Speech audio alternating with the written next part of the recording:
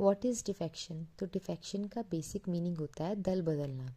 Article 102 है जो disqualification of MP की बात करता है, तो उस आर्टिकल 102 के सेकंड क्लॉज और 10th शेड्यूल में मेंशन है डिफेक्शन के बारे में।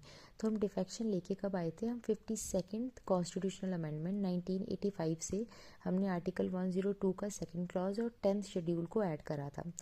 तो अब डिफेक्शन के अंडर क्या करते, कोई पर्सन है, कोई एमपी या एमएलए है, तो वो अगर डिफेक्ट करता है तो उसको अपनी सीट से डिस्क्वालीफाई किया जा सकता है। तो क्या ग्राउंड्स है डिस्क्वालिफिकेशन के अंडर एंटी डिफेक्शन लॉ?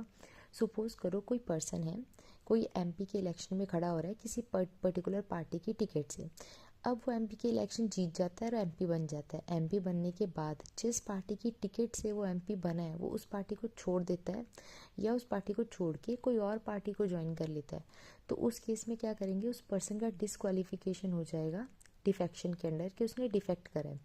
या अब देखो, जिस कोई पर्सन है, एमपी है या एमएलए है, वो जिस भी पार्टी का मेंबर है उसको उस पार्टी की डायरेक्शन के अकॉर्डिंग ही काम करना पड़ता है। अगर पार्टी किसी भी बिल के में वोट करने को कह रही है तो आपको उस अकॉर्डिंग वोट करना होता है।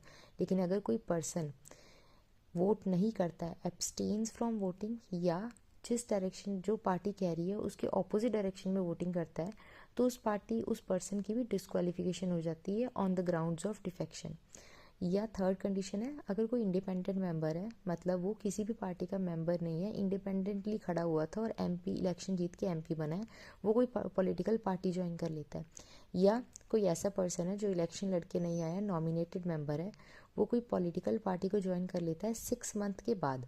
तो 6 मंथ के पहले करेगा तो डिफेक्शन नहीं लगेगा, 6 मंथ के बाद करेगा तो डिफेक्शन लगेगा। तो ये 4 ग्राउंड्स है डिफेक्शन के।